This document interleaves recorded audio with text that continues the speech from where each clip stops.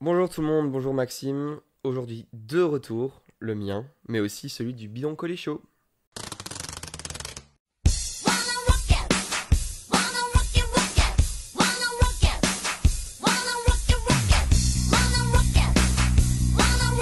Alors Maxime, pendant mon absence, il y a eu le Tour de France, il y a eu le chrono des JO, avec les deux médailles des Belges, moment quand même historique. Est-ce qu'il y a un favori qui se dégage pour la course en ligne?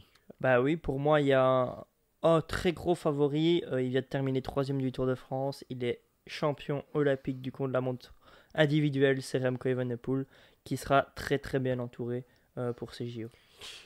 Tu as d'autres favoris qui pourraient l'embêter, tu crois? Bah, c'est clair qu'on a quand même encore la paire Van Aert, un autre compatriote de Remco, mais il y a aussi VDP qui sera là, donc Mathieu Van Der Poel. On a pas mal d'outsiders, en la personne de Germay, Pidcock qui vient d'être champion olympique du VTT. Donc il y a quand même énormément de monde pour au final trois médailles, mais une seule médaille d'or, un titre de 4 ans. Donc ça va être une belle course. Ouais, je pense qu'il y a quand même deux favoris qui sortent du lot. C'est Remco Evenepoel, comme tu l'as dit, au vu de ces dernières semaines. Mais un coureur qui est souvent là dans les objectifs de sa saison, c'est Mathieu Van Der Poel, qui se rate quand même rarement. Donc c'est sûr que je te rejoins là-dessus. C'est deux coureurs qui sont peut-être au-dessus des autres au niveau des étoiles, si on devait les mettre au départ. Est-ce que tu as un scénario pour cette course? Un scénario spécifique, c'est assez compliqué à donner. Je trouve que une course de 270 km avec 88 coureurs au départ, et dans les 88, il y a quand même quelques petites nations que je sais pas si vraiment ils vont peser sur la course. C'est même, allez, sans être méchant, quasi sûr qu'ils ne vont même pas peser sur la course. Donc je dirais 75 coureurs au départ sur qui on va compter dans cette course. Ça risque d'être un peu difficile à contrôler. 200 bornes, c'est long en plus. On sait pas trop. Enfin, personnellement, je sais pas trop comment la course peut se passer. Mais moi, je m'imagine bien quand même un scénario où on a un groupe à 150, 170 bornes de l'arrivée, d'outsiders dans lesquels je vais citer Stuyven, peut-être un américain Sheffield, Ou McNulty? ouais, McNulty, Hirschi, toutes sortes tous, tous ces coureurs-là, Narvaez, des types un peu second coup, enfin dans le second plan, pas les grosses têtes d'affiche qui sortent et qui pourraient finalement peut-être piéger les favoris, même si je pense que une course comme ça, les favoris vont faire les efforts à quand même un moment de la course, quoi. Moi, je te rejoins que, à mon avis, il y aura quand même un groupe qui va vouloir sortir, essayer d'anticiper, parce qu'au JO, bah, il y a beaucoup de coureurs qui sont seuls dans leur nation. Il y a d'autres nations qui ont plus de coureurs que les autres, mais malheureusement, c'est pas des grosses équipes. C'est 4 coureurs maximum. Ouais. Donc, il y a la Belgique, mais il y a des nations comme le Danemark aussi, la Slovénie, Ni la mais France. la France. Mais il y a des nations aussi qui en ont 3, comme, comme tu l'as parlé, des Américains, qui Ouais. seront peut-être, qui ont des coureurs plus pour l'offensif Ben oui, que, oui, que pour le ils ont aussi sprint. Jorgensen. Enfin, ça Ouais. reste quand même trois belles cartes à jouer, mais du côté offensif. Et du coup, bah, c'est ça que ça peut piéger les autres. Et ce qui me fait dire que cette course va être difficile, c'est que, comme on l'a dit, les deux favoris, on parle de Remco et de Mathieu Van Der Poel, c'est des favoris qui, au sprint massif en tout cas, bon après c'est différent dans le contexte des JO parce que c'est pas des trains qui emmènent les coureurs, bah c'est pas des coureurs qui sont sûrs de gagner, voire Remco Evenepoel, ça m'étonnerait que qu'il remporte un sprint face à un Girmay ou donc il doit sortir avant, anticiper, rendre la course difficile.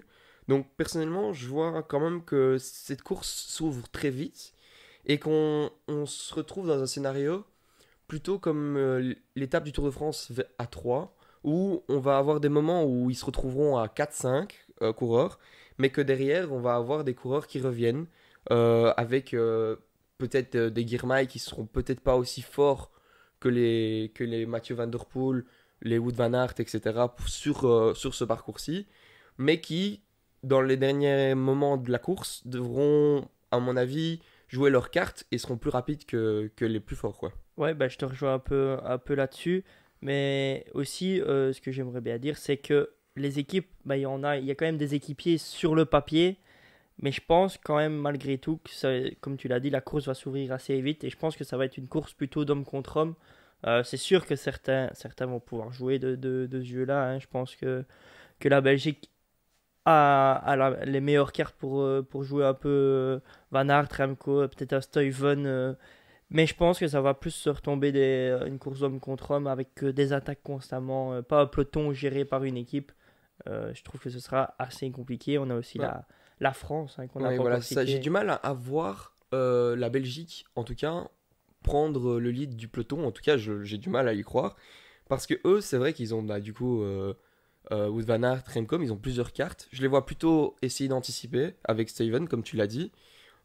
Mais par contre, il y a des nations comme les Pays-Bas, le Danemark. J'ai plutôt l'impression que l'équipe est toute entourée pour leur leader.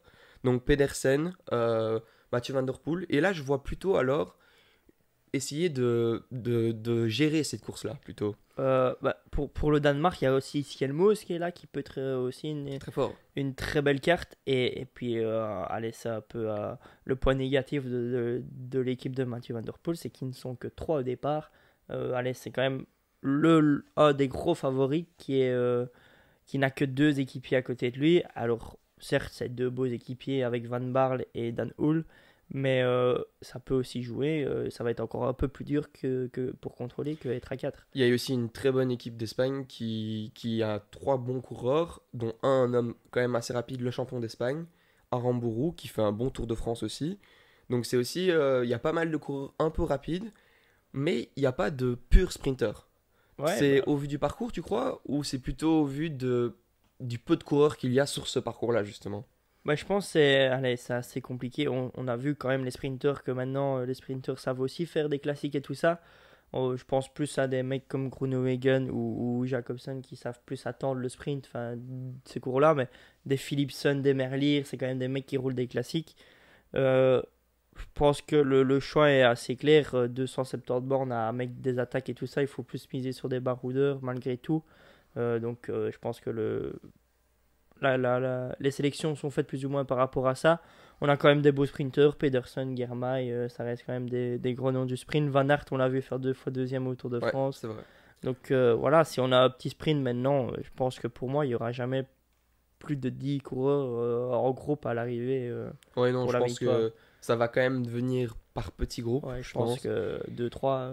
Oui, de toute façon, il faudra d'office que pas mal de coureurs se sacrifient pour d'autres. Maintenant, comme on l'a dit, il y a des nations où ils sont seuls ou accompagnés d'un seul coureur, donc il faudra un peu se sacrifier. Est-ce que tu as une surprise, un coureur que qui sont peut-être pas cités dans les 5 premiers, que tu penses qu'il peut faire un résultat sur cette course? Une surprise, il y a quand même G, Avec euh, Jay. Ouais, ouais. qui est lui un équipier en plus. Donc on l'a vu très en forme au Tour de France où il fait 9ème du général. Donc on a vu quand même que sur le Giro l'année passée, il savait mettre des attaques Il y a un et que sacré c'était quand même moteur. un sacré baroudeur. Il y a Pity aussi qui sera aussi Ouais, entouré ça, de c'est moi, Corbin Strong. c'est ma surprise, Pity. Je pense que c'est un coureur qui a la pointe de vitesse pour faire un très bon résultat en fin de course. Et on l'a vu sur les Flandriennes que quand la course est difficile, il est là. Bon, peut-être au-dessus de 200 km, c'est encore compliqué. Mais j'y crois à ce résultat qui pourrait conclure son beau début de saison qu'il y a eu cette année. Ouais, et puis il sera bien épaulé par Corbin Strong qui à peu de choses près gagner le Tour de Wallonie, Ouais, à un des classements près gagner le Tour de Wallonie, donc il est aussi en forme. Il y a l'équipe italienne qu'on n'a pas encore citée ah, avec c'est vrai ça. Bettiol, Mozzato et Viviani. Maintenant, tu l'as dit, il y a plusieurs mecs solo et sur ces mecs solo, je pense que les leaders, les gros leaders, peuvent peut-être trouver des alliés. Je pense à Alex Kirsch Ouais, qui roule chez Trek habituellement. Ça peut être un allié pour la paire Pedersen Skelmos qui sont de ouais chez c'est Trek. vrai. Enfin, on sait bien que Kirsch n'a rien à jouer, il peut peut-être faire sa course à lui en tentant une échappée, puis au final, quand Se retrouver, Pedersen ouais. et Skelmos reviennent de derrière, bah, il trouve un allié, même si c'est pas le même maillot. Je pense que Kirsch Ouais, sera il sera très content très d'aider. content Et d'aider. je pense qu'il y aura de toute manière des alliances par opportunité.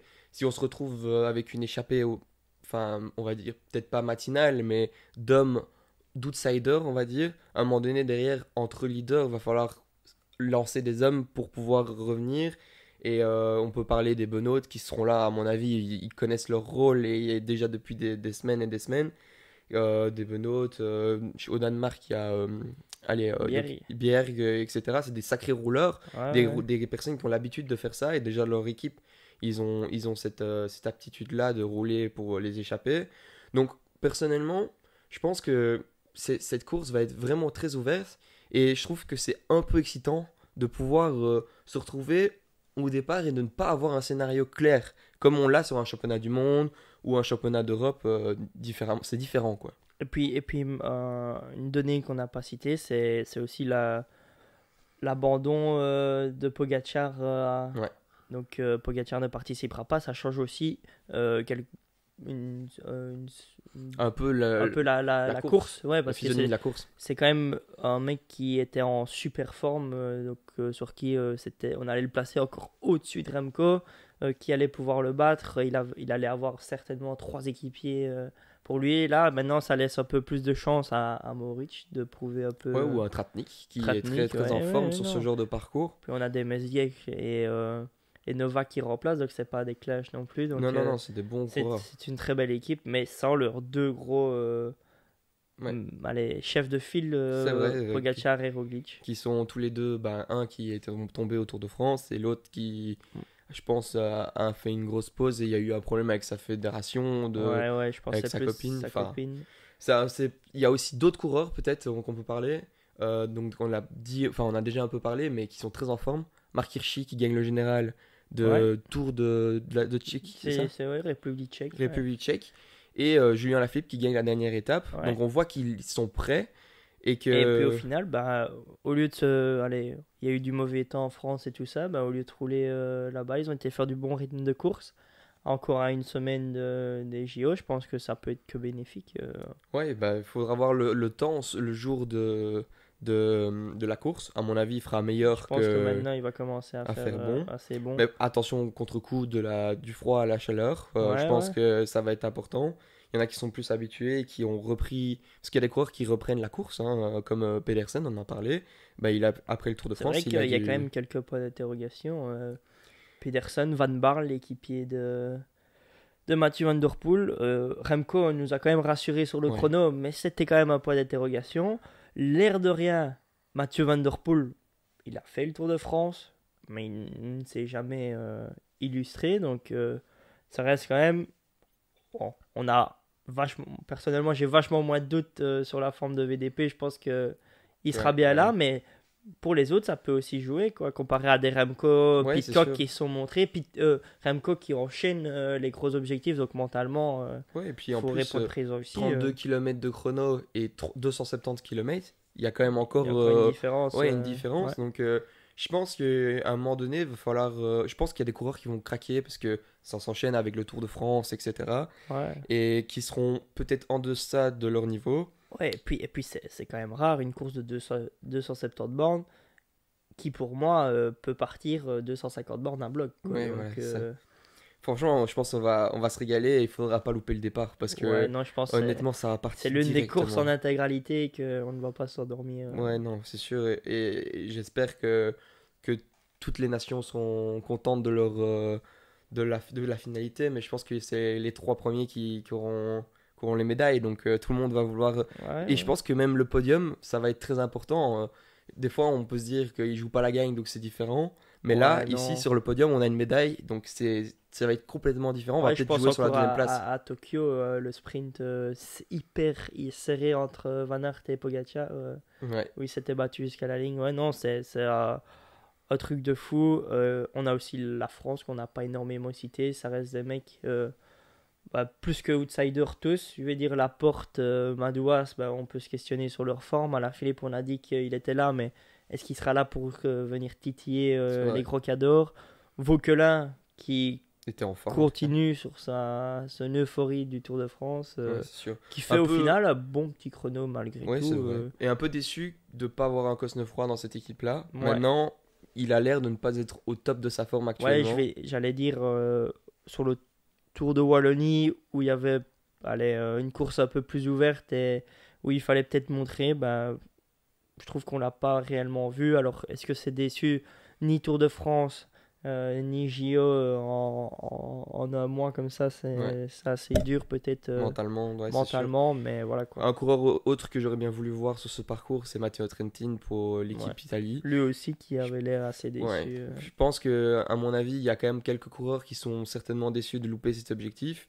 Surtout que Maintenant, l'équipe italienne, bah, on peut quand même se poser question. Maintenant, on sait que le règlement des JO est assez ouais, compliqué, que quand allez, il y a un certain quota de coureurs pour toute l'entièreté des épreuves de vélo, donc quand un coureur s'est doublé, ouais, bah, ils en profitent.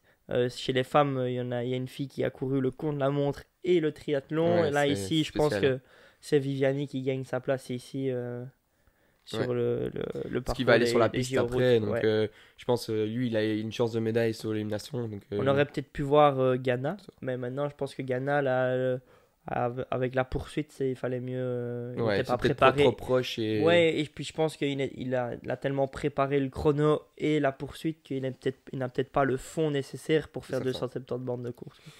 Voilà, on a fait notre petite page sur les JO. On Ouais, a d'autres petites infos. En tout cas, on en a une. ouais, une très grosse Remco info. Evenepoel sera sur le Tour de France l'année prochaine, mais aussi sur le Tour des Flandres. Ouais, sur une grosse partie des classiques, j'ai vu Milan-San Remo, Gore-Wevelgem, je pense, et malgré tous les Ardennais, c'est avec Liège-Bastogne-Liège. Donc, ouais, il sera en forme parce que ce sera le premier objectif de sa saison. Milan-San Remo, Paris-Nice ou Tirreno, j'ai vu qu'il ne savait pas encore. Et puis une ribambelle de classiques, ardennaise et flandrienne. Et puis un objectif Tour de France en espérant un beau parcours avec un peu plus de kilomètres de chrono pour Est-ce lui. que tu penses qu'on aura enfin, c'est pas un duel du coup, mais c'est une bataille plutôt entre un Wout van Aert du coup, Mathieu Van Der Poel, Pogacar, Remco Evenepoel l'année prochaine? Ah, moi j'imagine vraiment, vraiment bien le scénario où on a Remco et Pogacar en tête, chassés par Van Aert et VDP. Ça Ouais, peut ça vendre ferait du rêver. rêve. Et en plus, ça serait fou parce que ça veut dire les Ardennais qui vont sur le terrain des Flandriens Ouais, pour le remettre un peu enfin, une déculottée. On n'y est pas encore, mais ouais, c'est un peu compliqué, tu c'est vois. dans longtemps, mais pour moi, Remco sera très très bien Ouais, je pense que malgré tout Pogacar, sur les Flandriennes. il a pris du plaisir sur cette course il y a 2 ans, enfin l'année passée plutôt, mais ça va être quelque chose je pense qu'il va vouloir revenir. Je sais pas si l'année prochaine il reviendra. Je crois qu'il n'y a aucune annonce Ouais, là-dessus. donc en tout cas, ça fait plaisir de voir Remco Evenepoel qui vient se battre sur les gros objectifs belges. Donc Ouais. on va le suivre de près. On est un peu chauvin là-dessus, mais En bon, espérant qu'il vienne champion olympique et champion du monde sur ouais. les objectifs belges. Ouais, c'est sûr que Maxime, la Belgique part vraiment favorite aux yeux du monde entier. Maintenant, il y a des très belles nations et je pense que tant qu'il y a du spectacle dans cette course, ben on prendra du plaisir et c'est le plus important. Ouais, avec une course ouverte comme ça, un parcours assez long, un petit nombre de coureurs au départ, je pense qu'on aura un très beau spectacle. D'ailleurs, on a fait notre scénario. Dites-nous si vous avez un autre scénario que le nôtre. Je pense qu'il y a une centaine de scénarios probables sur cette course. Dites-nous vos favoris, peut-être le podium, et en espérant, malgré tout, une médaille belge pour nous. Ouais, j'espère que la vidéo vous a plu. Allez, salut! Salut!